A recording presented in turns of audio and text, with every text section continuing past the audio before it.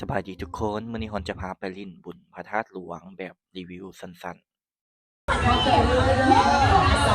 พอทะยางก้าวเข้ามาเนาะก็สองฝากฝั่งแต่ละบูธเนาะเพิ่นก็ปะทะกันอย่างดุเดือด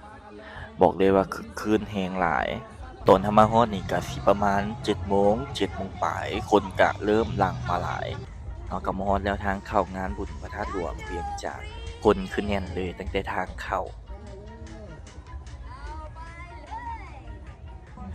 มาฮอดทางในพระธาตุหลวงแล้ว ตอนนี้คนกำลังแน่นและจุดนี้ก็เป็นไฮไลท์เนาะในการถ่ายรูปจุดจับอิฐออกเสียสีส้มบอกเอาได้ครับฮอดแล้วพระธาตุหลวงจากนั้นเราก็พากันถ่ายรูปตอนนี้ก็สิเป็นบริเวณข้างๆพระธาตุหลวงคนก็ยังแน่นหลายเลยหลังจากนั้นเราก็มาจุดเข้าเงินทรงหลาวคือบอกว่าคนแน่นคือกันเลยวันนี้ก็เป็นจุดขายปี้เนาะคนหนึ่งแม่น10,000กีบสำหรับเด็กน้อยผู้เฒ่าเนาะคนพิการเนี่ยเข้าฟรีแล้วก็ได้ปี้แล้วจากนั้นก็เข้าไปเบิ่งพอจะเข้ามาเนาะบ่แปลกเลยที่ทุกคนจะเข้ามาเพราะว่าสถานที่ข้างในงามหลายทุกคนก็ใส่สุดต่างๆเนาะสุดพื้นเมืองสุดลาวและสุดหลายชนเผ่าเพื่อเข้ามาถ่ายรูปในสถานที่นี้พวกเขาก็ย่างรอเบิ่งสุดชนเผ่าเนาะตามห้างแต่ละห้างที่เพิ่นให้เช่า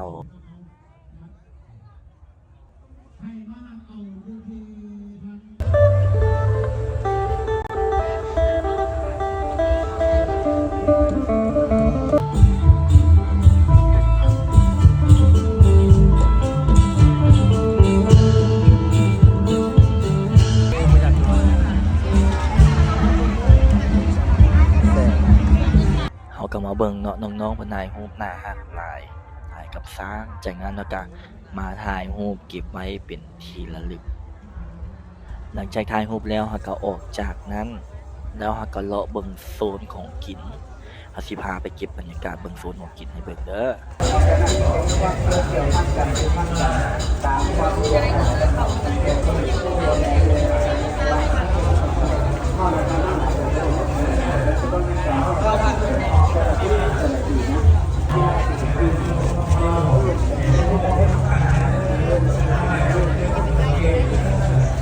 จุดโซนนี้เป็นการวางแสดงสินค้าโอท็อปลาวอยู่ข้างในก็สิมีผลิตภัณฑ์ของคนลาวเนาะสินค้าจากลาวเฮาเองทุกคนได้ไกลมาอย่าลืมมาแวะถ่ายรูปจุดนี้เด้อจุดนี้ก็สิมีรูปเรื่องราวต่างๆเนาะเกี่ยวกับอดีตของพระธาตุหลวงประวัติความเป็นมาต่างๆแต่ละปี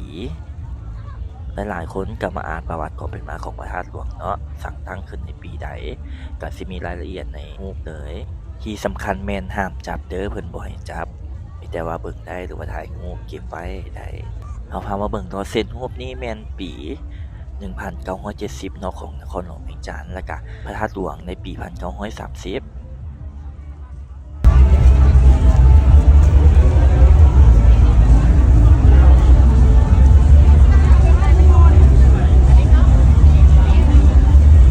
ก่อนจะกลับเนาะพวกเราก็พากันมาเลาะเบิ่งเครื่องนุ่งเครื่องใช้ต่างๆราคาอยู่นี่ก็พอจับต้องได้เด้อบ่แพงหลายแต่ละบ่อนก็มีหลายราคาหลายแบบเนาะเราก็เลือกเบิ่งมักร้านใดก็จับจ่ายใช้สอยกันได้เลยต่อไปเราสิให้เบิ่งบรรยากาศเลยเด้อ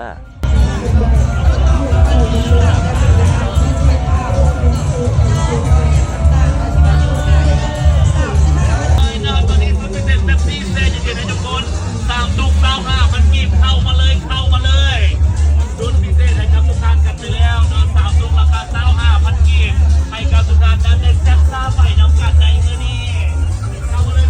เอาไว้ใช้โดนๆนานๆเนาะนะอยากจะได้นำคนที่เคยได้เกี่ยวกับคาสิโนของเขา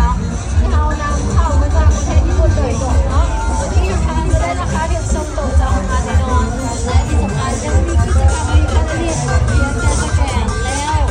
กดไลค์ให้กับเขาแท็กโซ่